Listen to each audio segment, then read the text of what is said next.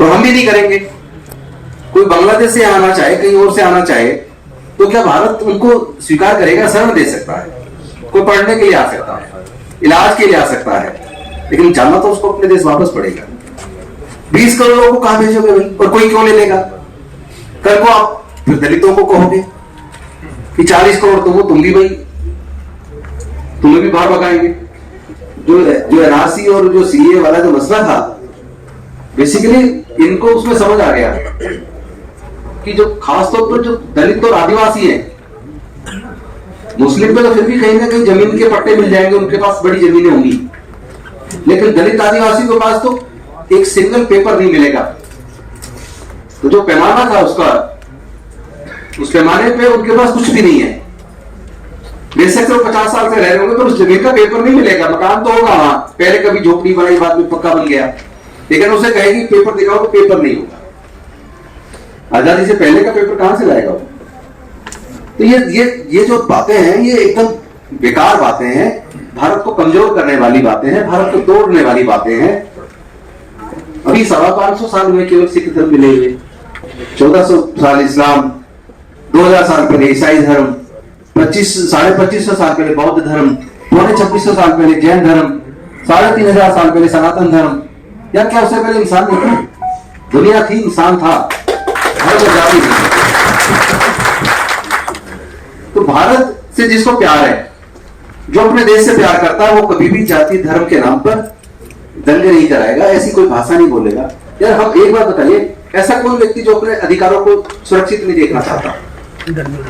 तो अगर मैं ये तय कर लूं मुझे किसी दूसरे के अधिकार का अतिक्रमण नहीं करना है, मुझे किसी दूसरे को ठेस नहीं पहुंचानी है, मुझे किसी दूसरे पर हमला नहीं करना है, अगर हर व्यक्ति ये सोचेगा तो अपने आप पूरे देश में शांति पैदा हो जाएगी, सौहार्दपूर्ण वातावरण बन जाएगा।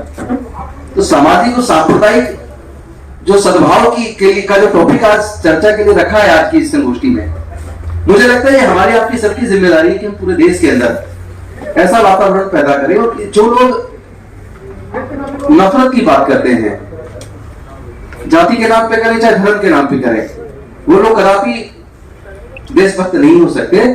सही मायने में ऐसे लोग देशद्रोही हैं। जो लोग देश के अंदर नफरत पैदा कर रहे हैं, देश के सारे संसाधनों को बेच रहे हैं, वही देशभक्ति का सर्टिफिकेट बांट रहे हैं। इससे ज्यादा दुर्भाग्यपूर्ण बात क्या होगी?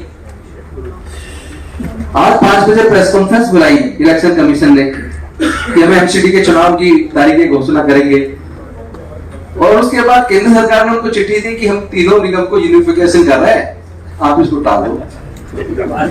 तो क्या इलेक्शन कमीशन गिरवी रखा हुआ है क्या बीजेपी के पास, केंद्र सरकार के पास? इलेक्शन कमीशन किसी सरकार के अंदर में नहीं आता, वो एक कॉन्स्टिट्यूशनल बॉडी है, संविधान ने उसको पावर दी है, उसको जो काम करना चाहिए था वो करने की बजाय उसने वो तलवे चाटने लगा। ये सब्जेक्ट से बेशक अलग है, लेकिन ये संविधान बचाने वाली बात है। दिल्ली के लोगों को क्वालिटी एजुकेशन और क्वालिटी हेल्थ सर्विस सुनिश्चित की है। हमारा लक्ष्य है तो हम तो कम से कम किसी भी प्रकार के डर के माहौल को पूरी तरह खत्म कर दें, बिल्कुल दंगे ना होने दें, बिल्कुल किसी को भी डरना क्यों चाहिए? सब भारत के लोग हैं तो डर किसी को क्यों हो? और अगर डर है तो सरकार फेल है, तो सरकार सफल नहीं है। तो वो सरकार फेल है जो डर को कंट्रोल नहीं कर सकती, वो सरकार फेल है जो संविधान द्वारा प्रदत्त लोगों के अधिकारों को सुरक्षित नहीं कर सकती, वो सरकार फेल है। अगर तरक्की के पैमाने को नापें तो डॉक्टर अम्बेडकर की एक बात याद आती है। डॉक्टर बाबा साहब अम्बेडकर कहते थे किसी भी समाज की अगर तरक्की देखनी हो तो उस समाज की महिलाओं के बारे में देख लो, वो कितनी पढ़ी लिखी है और तरक्की उनकी कितनी हुई है। इस मामले में मैं आप सबसे भी एक सवाल करना चाहता हूं। आजादी से पहले पढ़े लिखे लोगों में मुस्लिम की बहुत बड़ी तादाद थी, बाकी माइनॉरिटीज की बात नहीं कर रहा हूं, मुस्लिम की जानबूझ के कर रहा हूं, क्योंकि बाकी माइनॉरिटीज में पढ़ाई में वो पीछे नहीं है। लेकिन आप पढ़ाई में कहां थे और आज कहां हैं? आप 35% सरकारी नौकरियों में थे, आज कहां है? 2% पे आके सिमट गए। तो हमें पढ़ाई को तो हथियार बनाना चाहिए, बिना पढ़ाई के तरक्की संभव नहीं है। हमारी सरकार ने यह तय किया है कि हम भारत को डॉक्टर बाबा साहेब अम्बेडकर और शहीद भगत सिंह के सपनों का भारत बनाएंगे। दिल्ली के माननीय मुख्यमंत्री श्री अरविंद केजरीवाल जी जो हमारे मुख्यमंत्री हैं, उनकी दरिया दिली का मैं एक बात जरूर कहूंगा और मैं इसके बजाय चुप नहीं रह सकता कि हमने माननीय मुख्यमंत्री जी से बात की अध्यक्ष जी कि हमने कहा कि जो हमारे माइनॉरिटीज के लोग हैं वो बहुत गरीब हैं, हम चाहते हैं कि गरीब बच्चों के लिए फ्री ट्यूशन सेंटर खोले, कोचिंग सेंटर्स हो, फ्री कंप्यूटर ट्रेनिंग सेंटर हो, ऐसी लाइब्रेरी हो।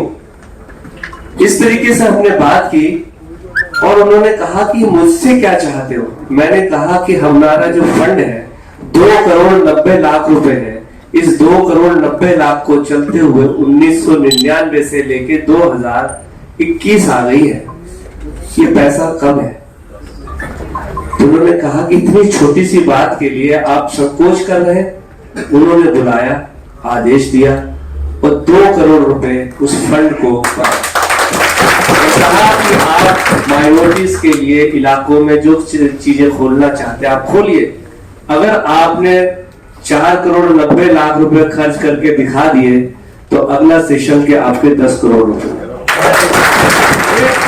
सरकार की दरिया दिली है, ये वो सरकार जो गरीबों के लिए काम करना चाहती है, ये वो सरकार गरीबों के हित में काम करना चाहती है, ये वो सरकार जो गरीबों के बारे में सोचती है, वो सरकार जो गरीबों के लिए सोचती है दिन रात की किस तरीके से जो सरकार दूसरे प्रदेशों में चल रही है कि कहीं ऐसा ना हो कि जहां दूसरे प्रदेशों में जो कमीशन है दम तोड़ रहे हैं, उन कमिश्नरों को इतनी आजादी नहीं है वहां के चेयरमैन को कि वो अपनी जबान से कुछ बात कह लें, नहीं है उनके अंदर दम कि वो माइनॉरिटीज के लिए कोई बात कह सके, चाहे किसी भी प्रदेश का कमीशन ले लें। मैं समझता हूं कि जितनी आजादी माननीय मुख्यमंत्री श्री अरविंद केजरीवाल ने दी है दिल्ली माइनॉरिटी कमीशन को, शायद ही कोई प्रदेश में ऐसा कमीशन हो जो मैं ये बात इसलिए जरूर कहना चाहूंगा कि जो बात बजट के अंदर मैंने दिसंबर में बात बोली हो फंड के लिए, रिवाइव फंड होता है, दोबारा से एस्टीमेट बनते हैं। हमने ये नहीं कहा कि हमने मार्च में पैसा मांगा, हमने लास्ट में आके दिसंबर में बात की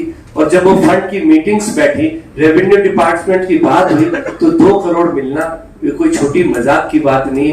जो काम पिछले 22 साल में ना हो पाया हो वो 2 महीने में कर दें, ऐसे मुख्यमंत्री